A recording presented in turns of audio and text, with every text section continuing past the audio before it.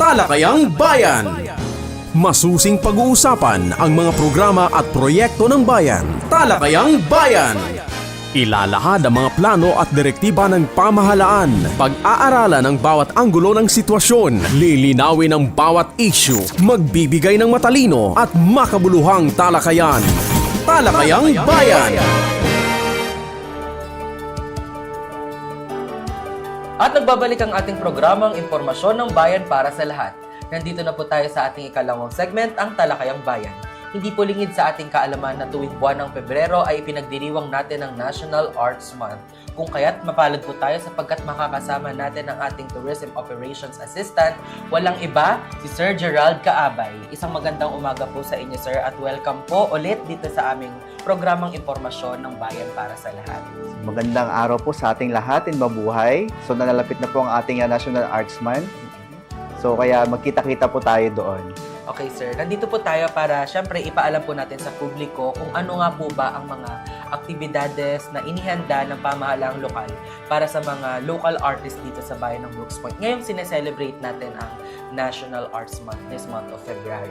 So yun, sir, para po sa kaalaman po ng ating mga kababayan, ano ang pangkalahatang plano ng Municipal Tourism Office para sa pagdiriwang ng National Arts Month 2026 sa bayan ng Brooks Point? So actually last year pa po kami nag-conduct po ng meeting po regarding po sa atin po nalalapit na National Arts Month. So marami kaming na plano, so maraming mga changes ng mga activities, kung kaya't marami po tayo na matutuklasan po ng mga talento po dito sa atin po mga kababayan dito sa Brooks Point. So marami po tayong mapapakita katulad na lang ng art exhibit, parody trailer competition, meron po tayong painting competition, may variety show po tayo kung saan po natin mapapakita yung mga iba't iba po nating mga dances, singing, at iba pa pong mga talento po dito sa mga bayan ng Brooks Point. Meron din po tayong laro ng lahi, kung saan magbalik tanaw po tayo sa atin pong mga... Excited, sir. Yes po. So, mga participants po tayo from different schools and organizations. And also, meron din po tayong cosplay competition, isa sa mga pinakaabangan po bago natin po ngayon. Yun siya, Yes, sir, no? Okay. bago Ganda po yan. siya ngayon. So, yun po, sana po maka-attend po tayo dito. So, isa po ito sa mga talento ng mga mapapakita ng mga ating kabataan dito. Hindi lang po kabataan, pati po lahat po ng mga sa sining and kultura po dito sa bayan ng Brooks Point. Okay, sir. Dahil na-mention nyo na or nahapyawan nyo na po yung mga activities na gaganapin po para sa ating pagdiriwang ng National Arts Month 2026, gusto lang po naming malaman kailan at saan po ito gaganapin. Gaganapin po ito sa Octagon Covered Gym, Brooks Point, Palawan, dyan po sa Plaza. Okay po. Sa February 26 to 27. So, 2 days po tayo magse-celebrate ng National Arts Month natin. And then, mag-start po tayo ng 7 o'clock in the morning. Magkaroon po tayo ng motorcade. So, diretso na po hanggang gabi na po yun sa variety show. Then, sa second day, Apo. yun po. So, ayun po. Gaganapin pa rin po siya sa Octagon Covered Gym. Okay, dahil mas marami pong mas open yung spaces at mas Yes. malapit po sa bayan siya. Yes po. Naka-witness po kami before ng mga activities ng National Arts Month and we can't wait po to experience once again this year. So maraming salamat po syempre sa effort niyo po from the Municipal Tourism Office. Yan, sir. Paano po binibigyang pagkakataon ng Municipal Tourism Office ang mga local artists at cultural groups ng bayan ng Brooks Point na maipakita ang kanilang talento sa National Arts Month? So, ngayon po, pag may mga activities po yung mga iba-iba po nating mga barangay, so nag-a-attend po talaga ako at kami ng mga taga-tourism office na para po makita or masilip natin kung ano po yung mga talento na hindi pa po natin nakikita before. So, ini-encourage po natin na mag-join po yung bawat organization, mga schools. So, nagbibigay po kami ng mga letter, mga mechanics, mga information materials para po mapakita po nila yung kanila pong mga talento. Pangalawa po ay pinopromote po natin or pinopost po natin sa page po ng Municipal Tourism and Culture and the Arts ang ating po mga programa po about sa Arts Month natin celebration. So para po mas mapabilis po makita ng mga kababayan natin dito kung ano po ba yung pwede nilang salihan ng mga activities at maka-join naman po sila. So yun po. So yun po, sir. alam ko po before ay kayo po ay may partner aside sa MTO, meron po ang tawag doon sir, Artist Guild of Brooks Point. Ngayong taon po ba sir ay magpa-participate pa rin po ba sila sa programang ito? Ayos po, kasama po sila sa team po ng National Arts Month Celebration. Actually, kahapon po, nagkaroon po kami ng general meeting ng Tourism Office and also the Artist Guild of Brooks Point. So, Okay po. nakikiisa po sila at talagang tumutulong po sila sa atin po para po mas mapaganda po yung atin pong event po this year. Okay, maganda yun siya sir no na parang tinipon-tipon ng Municipal Tourism Office through the Artist Guild of Brooks Point yung mga talentado at yung mga artistic individuals dito Yes. sa bayan ng Brooks Point. So can you tell us more about that sir? Ano po ba yung mga talented na hina-highlight po or ano po yung mga talents na hina-highlight ng mga taga Artist Guild of Brooks Point? Meron po ba sila mga painters, performers, ganun po ba sir? Actually, sir, ang ating pong president po ng Artist Guild of Brooks Point sa ating organization, si Mr. Ray Love Jan Arellado. Actually, nagko-compete na siya sa ibang bansa. Okay. So, marami na pong nahikayat si ating president Ray Love sa mga kabataan po natin dito ng mga bago pa lang pasimula na nagkaroon sila ng inspiration para po gumaya rin sila sa ganun po. So, Yes. meron din po tayong mga IGBP singers. Okay po. So, meron po 6 po sila. So, magpe-perform din po sila. So, actually, ngayon, marami na po. Kumbaga, nagjo-join na sila. Actually, sumali sila sa Sa tawag ng tanghalan, okay audition. So, nakakatuwa dahil po, nag-start po sila dito sa Artist Guild of Brooks Point na hindi pa sila gaano kakilala or ngayon po talagang kahit saan andon sila. So, mga hosting, si Mr. Pilnido. So, marami na po siyang invite na mga sinasalihan po. So, yun. Pwede po ba akong sumali dyan, sir? Yes, of course naman po. I mean, may mga vlogging po kaya? May mga vlogging naman din po na mga members po. Actually, nag-uumpisa pa lang din po kami. So, soon po. Try ko sumali magkakaroon. next time, sir, kapag medyo maluwag-luwag na po yung schedule. Alam ko, mas magaling ka na dyan. So, makakatulong ka po sa group at makaka-help ka po sa amin sa Thank you so much pag-vlogging. for that, sir. So, ayun po, sa aspeto po ng suporta, dito naman po tayo sa aspeto ng suporta, sir. Paano po tinutulungan ng LGU Brooks Point ang Municipal Tourism Office at ang mga artista ng bayan o yung mga local artists ng bayan sa pagpapatupad at ng mga programang pangkultura at sining? Paano po sinusuportahan nila Mayor ang mga programa po ng MTO or ng Municipal Tourism Office? Actually po, pagdating po sa suporta is napakalaki po ng support po ng atin pong local government unit of Brooks Point sa Municipal Tourism Office.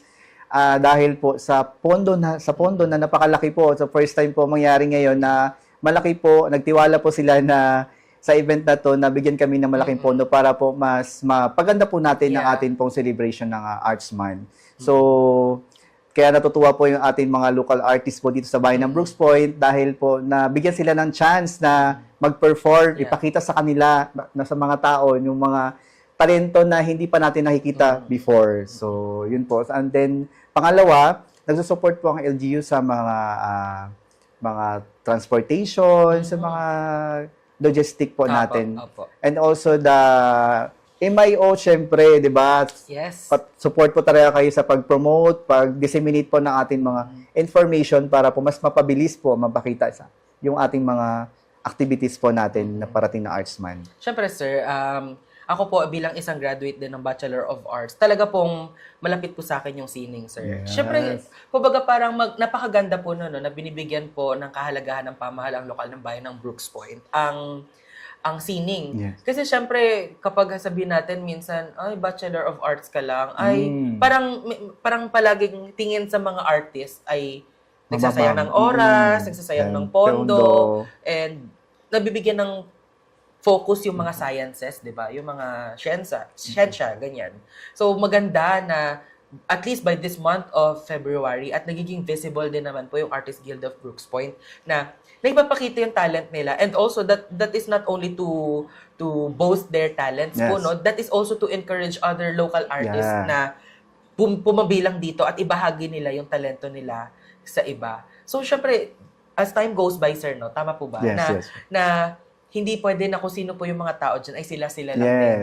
Dapat we multiply. So, this year, hino-hope po natin na sana mas dumami po. Yes po. At mas makita yung efforts po nila na ito po ay syempre para makilala din ng bayan ng Brooks Point when it comes to arts. Yes, totoo po yan. Actually po, nagkakaroon kami ng booth din sa Artist Guild na kung sino po yung willing na mag-join sa group namin na may mga talento na tinatago na gustong ilabas o expose natin na para po mas mapaganda po at mapasaya yung ating bayan ng Brooks Point. So mayroon po tayong magsasign lang po kayo ng or fill up ng form ng membership para maka-join po tayo para every meeting po natin, makasama na po namin kayo. Then maka-plan po tayo kung ano po yung next na ating mga gagawin, mga kung dance ba yan, singing, or mga ganun like that. So, gusto ko lang din po i-clarify po, sir, no, na ano po ba ang magiging kaibahan ng National Arts Month celebration ngayong taon kumpara sa mga nagdaang taon? Actually, malaki po yung kaibahan po ng pag-celebrate natin ngayon compare po sa last year. Actually, 2 years pa lang po tayo nag-celebrate. This is the second year? Yeah, or second year. Talaga?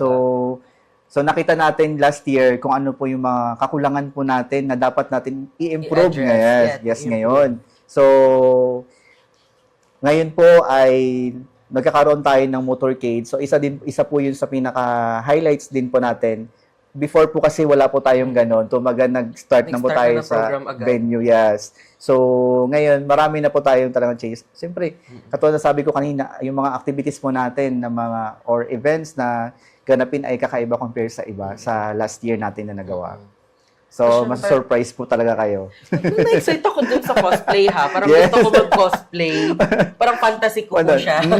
Naalala ko nung high school, may mga ganyan-ganyan po kami. So, I mean, hindi lang naman sa school natin, sir, di ba? So, sa ibang mga schools ay ginaganap din yung mga cosplay. So, why not apply this on a municipal level, no? Para makita natin yung mga tao sa kanilang artistic expressions when it comes to cosplaying. First time po nangyari dito sa bayan ng Brooks Point na magkaroon ng cosplay competition. And for sure, sir, tuloy-tuloy na yan sa mga susunod pang taon. Pray po natin. Yes, thank you. So yan, sir. Bilang pagtatapos, ano po ang paanyaya ninyo sa mga mamamayan ng bayan ng Brooks Point na makiisa at makilahok sa pagdiriwang ng sining at kultura ngayong buwan ng Pebrero, especially sineselebrate po natin ang National Arts Month?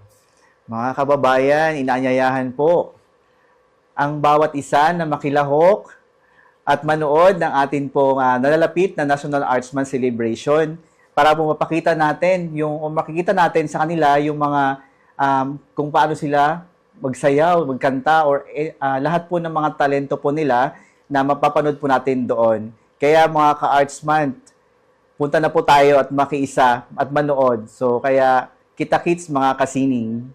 So yan, kita-kits mga kasining sa darating na February 26 to 27, 2026 sa Octagon Covered Court. So ayan, sir, no, maraming salamat po. And of course, maraming salamat din po kay Ma'am Arlene, ang ating Municipal Tourism Officer sa patuloy na pagsuporta sa programa ng Municipal Information Office. Inyo rin pong tatandaan na nandito lang din po ang MIO na patuloy pong susuporta sa programa po ninyo. Maraming salamat po sa ulitin. Na-excite ako sa sir, no, sa National Arts Month kasi before, first time po pala yun sa nakaraan. So may mga instances na yung may kumantang tatlo, sir, tumindig talaga yung balahibo ko. No joke. So parang I can't really wait to see this year na hindi lang sila yung makikita ko alone, hindi lang sila, kundi mas marami pang iba. Kasi as we witness the editions of the Tawag ng Tanghalan dito sa Convention Center, alam natin na may mga talented pa dito sa bayan ng Brooks Point pero hindi natin nakikita. Totoo po yan. Okay, mga kasining, kita-kits po tayo sa darating na February 26 to 27, 2026 sa Octagon Covered Court. Maraming salamat po muli, sir. Salamat. Susunod na po ang ating serbisyong bayan pagkatapos lamang po ng ilang paalala.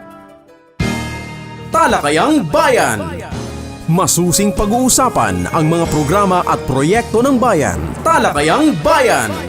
Ilalahad ang mga plano at direktiba ng pamahalaan. Pag-aaralan ang bawat anggulo ng sitwasyon. Lilinawin ang bawat issue. Magbibigay ng matalino at makabuluhang talakayan. Talakayang Bayan.